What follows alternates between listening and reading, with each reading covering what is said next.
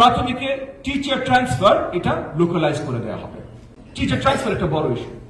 এই teacher transfer বিগত দিনগুলোতে বড় একটা সিন্ডিকেট বা বড় একটা করাপশনের জায়গা হয়ে তৈরি হয়েছিল।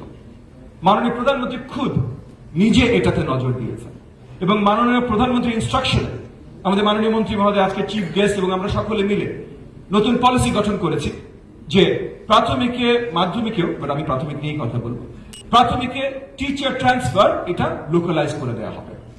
সো লোকাল টিম গঠন করা হয়েছে উপজেলা লেভেলে ইউএনওর নেতৃত্বে। সেখানে উপজেলা প্রাথমিক শিক্ষা অফিসার থাকবেন, উপজেলা মাধ্যমিক শিক্ষা অফিসার থাকবেন, 4 জন মেম্বারের টিম করে দেওয়া হয়েছে যারা মাসে একবার বসবেন।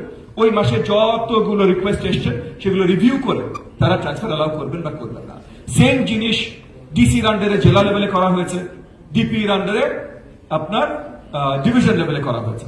তো এই যে করাপশনের সব জায়গাগুলো আমরা বন্ধ করে দিতে চাই। টিচারের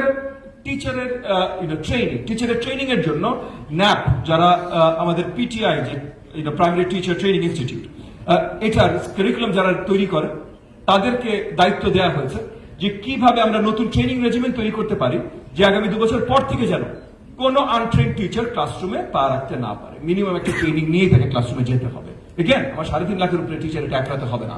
এটা 2 বছর সময় আমরা ধরে দিয়েছি ন্যাপকে যে একটা প্ল্যান দিতে, যে এই 2 বছরের ভেতরে ওই প্ল্যানটা মাস্ট অ্যাড্রেস যে 2 বছরের ভেতরে সকল টিচাররা ট্রেন হয়ে কিভাবে যাবে। এবং training, initial training, in service training, regular CPD, এই সব কিছু দায়িত্ব ন্যাপকে দেওয়া হয়েছে এবং খুব তাড়াতাড়ি আমরা এক্সপেক্ট করছি তাদের রিপোর্টগুলো তারা প্রেরণ করবেন এবং সেই রিপোর্টের ভিত্তিতে আরো বৃহত্তর আলোচনার পর আমরা ফাইনালাইজ করব। সো টিচারের স্ট্যাটাস কি হবে, বেতন কি হবে, স্ট্যাটাস কি হবে, তাদের নীতিমালায় তাদেরকে আমরা কিভাবে উৎসাহিত করতে পারি ক্লাসরুমে থাকবার জন্য, সেগুলো নতুন নীতিমালা নিয়ে আমরা কাজ করছি। এখানে ডিপিই আমাদের যে অধিদপ্তরের দায়িত্বে আছে সব টিচাররা, সেই অধিদপ্তরকে দায়িত্ব দেওয়া হয়েছে এই নীতিমালা কি হতে পারে। তারা এই মাসের ভিতরে, মানে এই জুন মাসের ভিতরে তারা তাদের একটা ফাইনাল ড্রাফট আমাদের কাছে প্রেরণ করবেন। মাননীয় মন্ত্রী মহোদয়ের নেতৃত্বে আমরা এগুলো ভালোভাবে যাচাই বাছাই করে আরো বৃহত্তর আমাদের স্টেক হোল্ডারদের সাথে আলোচনার মাধ্যমে আমরা ফাইনাল নতুন টিচার পলিসি করব। সো এই সব কিছু যা যা প্রবলেমগুলো আপনারা আখ্যায়িত করেছেন, আমি এতটুকুই আপনাদেরকে আশ্বস্ত করতে চাই যে এই প্রবলেমগুলোর সাথে আমরা অতি পরিচিত। প্রত্যেকটা প্রবলেমের সলিউশনের জন্য আমরা ইতিমধ্যে কাজ করছি। তবে অবভিয়াসলি আমাদের চিন্তা চেতনা হলো আমরা ড্রাফট পলিসিগুলো তৈরি করে তারপর আপনাদের নিয়ে বসবো, আপনাদের সাথে নিয়ে বসবো। বাট তার আগেও যদি আপনারা সাজেস্ট করা শুরু করেন, যেমন আজকে আপনারা এখন ওয়ার্কশপ হবে আমাদের আলোচনার পরে, সেখানেও যদি আপনারা নিয়ে আসেন এবং আপনারা মাথায় রাখেন যে আমরা কোন কোন কাজগুলো করছি, সেই হিসাবে যে আচ্ছা ঠিক আছে, প্রতিমন্ত্রী মহোদয় যখন প্রাইমারির কথা বলেছেন উনি বলেছেন টিচারের আপনার তার বেতন এবং স্কেল এবং বর্তমান এগুলো নিয়ে তারা আলোচনা করছেন, তাহলে এখানে আমরা কিভাবে সহযোগিতা করতে পারি, ট্রান্সফার নিয়ে কিভাবে সহযোগিতা করতে পারি, ট্রেনিং নিয়ে কিভাবে সহযোগিতা করতে পারি, তাহলে আপনারাও জানেন, আপনারা তখন আরো বেটার ফিডব্যাক দিতে পারবেন। সবচেয়ে বড় প্রবলেম আমাদের প্রাইমারিতে হলো ফাউন্ডেশনাল লিটারেসি, যেটা আজকেও বারবার এসেছে। ক্লাস 5 রিডিং লিটারেসি আপনার 50% কাছাকাছি, এটা অত্যন্ত দুঃখজনক। সো সেই জায়গা থেকে আমাদের যেই কারণে আমরা বললাম যে আমাদের সবকিছুর focus first and foremost and maybe only is learning outcomes from here on.